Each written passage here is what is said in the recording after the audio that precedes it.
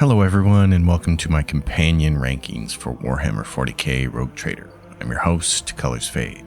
Not long ago, Morticimal Gaming posted a video with his ranking of the companions, and as much as I love Mort and his content, I found myself shaking my head in disagreement at several of his choices. And since discourse makes the internet go around, I thought it would be fun to give you my own rankings, especially since I'm in the middle of a Let's Play series for this channel. When ranking companions in video games, I tend to consider two main factors. First is how much I like them as a character from a storytelling perspective, and second, how useful I find them in combat. With Rogue Trader, I find all the companions are very enjoyable from a storytelling perspective, and so these rankings are heavily weighted in favor of combat prowess and overall party utility. In last place, we have Ulfar. He is by far the most disappointing companion in the game, and he has multiple issues that drop him to the bottom of this list. For starters, you don't find him until more than halfway through the game, at which point your party has been set for a while. In order for Ulfar to supplant one of your current party members, he needs to bring enough to the table to warrant using him over someone else. And unfortunately, he's just not very impressive, which is a shame considering he's a Space Marine. And that's really his biggest issue. He has the exact same class as Argenta, a soldier arch-militant. But since he's a Space Marine, his equipment choices are confined to things that only he can use, which severely limits your ability to improve his combat ability. In addition, he takes up a whopping 4 squares on the battlefield, which plays against the arch-militant's mobility. In my opinion, Ulfar would have been far better off as a vanguard, using his massive size to block enemies, taunt them, and then shield them from attacking the rest of the team. And you can turn him into that if you want to use a mod like Toybox to respec him. But as it stands, the default game, he's just not good enough to merit inclusion into your party, especially at the late stage of the game when you encounter him. I've heard this complaint from other people and I tend to agree with it. He is a Space Marine, and by the time you encounter him in the game, he should kick ass. You should be excited to have him in your party, and he should do a lot of damage. But he just doesn't do that, so he falls to the bottom. Coming in at number 11 is Solomorn, the new companion in the Lex Imperialis DLC. Solomorn isn't a bad character, though he is a bit overzealous, to the point of being annoying. But the real reason he's ranked so low is simply because every other companion in the game is better at their role. Solomorn is what I consider a hybrid. He's mostly a damage dealer via his pet cyber mastiff Glato, and he provides a tiny bit of utility in the form of a high coercion skill. The problem is, as a utility character, he's far less valuable than someone like Pascal, whose tech use skills come in handy pretty much everywhere. The real problem for Solomorn is that, as a damage dealer, every other companion is better at it than he is. Glato does most of the heavy lifting, and he does have some neat abilities, like being able to make attacks of opportunity when he's commanded to protect the companion. But ultimately, Solomorn and Glato's overall damage output, even as a team, pales in comparison to other companions like Heinrix, Cassia, and Cabela. So even though the mechanics of him being a pet class are kind of fun at times, Solomorn himself just isn't on par with your other best companions. And when you couple that with his overzealous attitude, he becomes a character that's easy to put on the bench, because you have so many better and more entertaining choices at your disposal. Coming in at number 10 is Marazhai, the Drukhari. As a fighting class, I like him quite a bit. He's a warrior and an assassin, and as such, he has pretty good mobility and interesting mechanics that make him fun to play.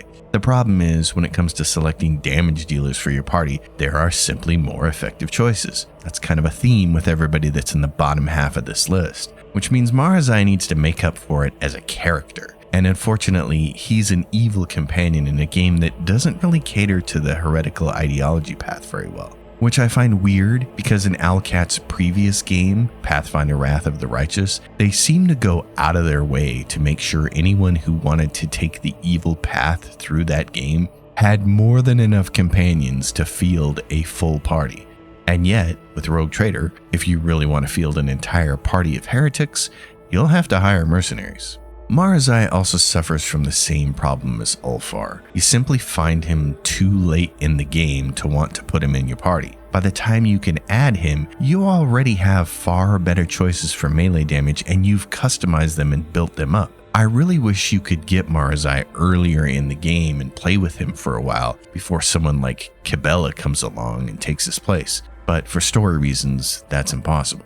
And so that leaves Marazhai in the unenviable position of being a character who isn't strong enough of a fighter to merit selection over other companions and doesn't fit into your party very well from an ideological perspective either. Thus, for all those reasons, he winds up near the bottom of this list. Judging from the comments on Mort's video, this ranking will draw the most ire from fans of the game, and I certainly understand. But I simply can't place Abelard any higher than 9th. He's a great character and everyone's favorite seneschal, and I consider him a must-have companion in the early part of the game. But by the end of Act 1, he's easily replaced by several other superior fighters. And really, there's not much more to say than that. Abelard makes a fine vanguard, and as a companion, he feels like having a beloved uncle watching over your shoulder. He has a great role in the story, acting as a guide who teaches you how to be a rogue trader and gets you to understand the responsibility you've inherited. He's an expertly crafted character from a storytelling standpoint. But when it comes to combat and building an effective party, there are simply better choices. And besides, who else can you really trust with your ship when you leave on an away mission? Adira? Hell no. The only person who actually is responsible enough to leave in command is Abelard. At number 8 is Argenta, everyone's favorite snowy-haired zealot. There's no question that when her build finally comes online, she can do massive damage. It's possible to get her shooting 40 or more rounds in a single area attack, all hitting for critical damage, allowing her to mow down some of the game's toughest opponents. The problem I have with her is that it takes a long time for her build to come online, and until it does, she doesn't dish out the kind of round per round consistent damage that other companions can reliably provide. Additionally, she's incredibly ineffective and frustrating to play in the early game, where her mobility is poor, she misses more shots than she lands, and she has terrible defense. Another issue I have with her is that she begins the game with power armor proficiency. But by the time you find any power armor, the game is heading into the home stretch and you don't get a lot of time to enjoy it. Likewise, her personal quest feels really unsatisfying. She sets out to find a starship that has crash landed on a snowy planet, and it's so big that it can be mistaken for a mountain, and yet we don't get to accompany her inside. I was hoping we'd be exploring a massive dungeon full of fun encounters where Argenta could show off her endgame skills. But instead she goes it alone and we're left to hear about the results 2 days later. Writers learning the craft will recognize this as a show don't tell moment, and it feels really underwhelming. Bottom line, if Argenta's build came online sooner, and if she could make use of her power armor proficiency earlier in the game, she'd be higher on my list. Because the fact is, the Arch-Militant class is really fun to play. It's a neat idea, encouraging the player to rotate through their attack types in order to build versatility, and then using stacks of versatility to unleash even more powerful attacks. I just wish Argenta could realize all of that earlier, instead of waiting until the endgame to unlock her full potential. At number 7 is Yrliet. She is by far the best sniper in the game, and spec'd into the bounty hunter archetype, she winds up taking a ton of extra turns and making a boatload of extra shots. With the right weapons and perks, she can guarantee critical hits and clear huge portions of the battlefield all by herself. Yrliet's only downside is that she's an Aldari, meaning she's an enemy of humanity and generally disliked by everyone else on board your ship. To make matters worse, it's not really possible to significantly change anyone's opinions about her either. I really hoped that by taking the iconoclast path through the game, I'd be able to persuade my companions to see each other in a better light, and that by the end of the game, maybe they'd be able to look past their differences and come to some sort of kumbaya moment. But Warhammer 40K being the grimdark setting that it is, that's just not possible. Still, Yrliet is an amazing sniper, and for that reason alone, she gets a very high ranking. At number 6 is Heinrix. If it weren't for the existence of a certain blade dancer who appears higher up in this ranking, Heinrix would be the most effective melee character in the game. He starts out as a sanctioned biomancer, which gives him access to a couple really nice buffs, and then he can easily be spec'd into pyromancer by Act 2 for additional ranged fire damage. As a warrior and executioner, he can set himself on fire for extra melee damage, stack massive damage over time on his enemies, and clear huge portions of the battlefield in a single turn. He also has the unique ability Word of the Emperor, which boosts resolve on everyone it affects, allowing your party members to execute their heroic actions more often. All in all, there's not much to dislike about Heinrix, other than the fact that he's a member of the Inquisition. But you were going to play as a dogmatic rogue trader anyway, right? Right? Coming in at number 5 is Adira. I know for some folks this will seem like far too high of a ranking, but I think people are overlooking her skill set, or they're overly penalizing her for being an unsanctioned psyker. Yes, it's true that from time to time she'll do damage to your own party, and at lower levels she can take herself out of battles before they even get started. Mort described her as a wild mage with all the drawbacks and none of the perks. And I can sort of understand that view, except for the fact that with the right build and a staff of Inferno, Adira is an unmatched damage dealer. She begins the game with divination and telepathy. Personally, I don't care for either one of these psyker schools, but fortunately, since she's already an unsanctioned psyker, it's easy enough to spec her into biomancy and pyromancy, and this is where her true power lies. Starting from the earliest levels, Adira can buff allies with core spells like Forewarning, Iron Arm, and Warp Speed. Meanwhile, her lightning staff will do a good job of eliminating weaker enemies, but it's later on when she adds the Executioner archetype to her build and picks up an Inferno staff that Adira turns into a true wrecking ball. Spec'd for fire, willpower, and anything that boosts her psi rating, Adira simply melts enemies. Doesn't matter what kind they are either. Regular garden variety cultists, chaos space marines, or the biggest bosses the game has to offer, Adira simply erases them. So yeah, she's a risky companion to have in your party in the early game, but that risk is largely mitigated in the second half when everyone has enough hit points to make her warp perils a minor inconvenience. For me, I'd much rather have her in my party, because spec'd out as a Biomancer Pyromancer with an Executioner subclass carrying an Inferno staff, she's more than worth the risk. Coming in at number 4 is Jai Hedari.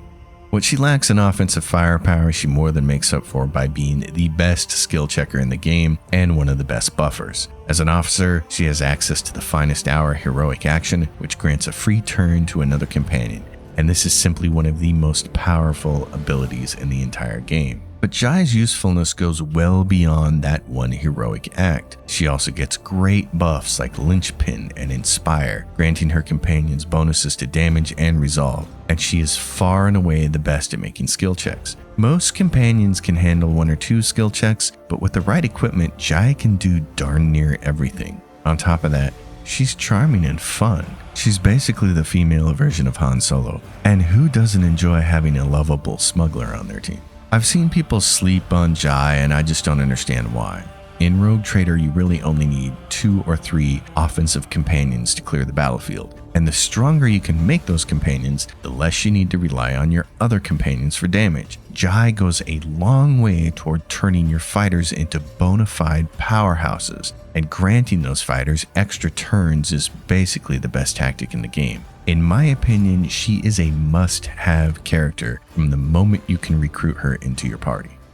Coming in at number 3 is Pascal. He gets high billing because he's one of the most unique characters in the game, but it's not just that. He's also very useful to your team. His tech use skill is basically used everywhere, and if you spec him into a bounty hunter, he can dish out some solid damage. The bounty hunter archetype is especially fun because it can grant him a ton of free turns and half turns, allowing him to stack copious amounts of exploits on his enemies before either reducing their defenses, claiming their bounties, or simply sharing those exploits with his teammates. With the right talents, his bounties can grant crit bonuses to the rest of his party too. But the really cool part about Pascal is that he's a member of the Adeptus Mechanicus, and his personal story is more significantly tied to the main plot than just about anyone else besides the Rogue Trader. Basically, he's the best of both worlds. He's great from a storytelling standpoint, and he's a very effective companion to have in your party. At number 2, we have Cassia. Much like Pascal, she's a wholly unique character, the only navigator in the game. The main reason she's this high on the list is because her warp AoE is absolutely devastating. Not only can she wipe out entire hordes of lower tier enemies, but those she doesn't kill can be stunned by her attack, allowing certain other companions, like bounty hunters, to automatically crit them. On top of that, she can also buff companions and grant extra turns. And if you spec her into Grand Strategist, she'll be able to lay down combat zones with substantial bonuses for the rest of your companions. All in all, she brings a lot to the table, and I cannot imagine not having her in my party. Her only drawback, if you can call it that, is that she's incredibly dogmatic, and much like the other companions in the game, there's not a lot you can do to shift her ideology. She's an ultra-sheltered, privileged noble who doesn't change much over the course of the game. In a lot of other games, a character like this might have a story arc that leads them to become more compassionate to people with less privilege, but not here, not in Warhammer 40K. Cassia remains a naive snob to the very end, and I find that somewhat disappointing. It should come as no surprise that Cabela is number one. The combination of Blade Dancer and Executioner classes is basically the strongest archetype combo in the game. The only way to make it more deadly is to build your main character the same way and add in the Sanctioned Psyker for flaming damage. The great thing about Cabela is that, unlike a lot of other companions such as Argenta and Ulfar, it doesn't take her build very long to come online. Almost from the beginning, she can take out multiple enemies in a single turn, and her prowess only becomes stronger as the game goes along and her equipment gets better. By the end game, she has huge amounts of mobility and can clear whole battlefields almost by herself. As if that weren't enough, she's also a really fun character from a storytelling perspective, being a member of the cult of the Bloodspun Web that operates from the shadows aboard your ship. The entire Void Shadows DLC is actually really excellent, and it's a huge reason for that is because of Cabela. Like Pascal and Cassia, the moment I encounter her, she gets added to my party and then it never leaves. She's intriguing and deadly, the perfect combination for a companion helping a rogue trader conquer the Coronis Expanse. Alright folks, there you have it, my personal rankings for all the companions in the game. I know some of you are going to disagree with some of these choices, so feel free to make your case in the comments below. I look forward to reading them. If you enjoyed the video, give it a like, consider subscribing to my channel, and until next time, happy gaming everyone.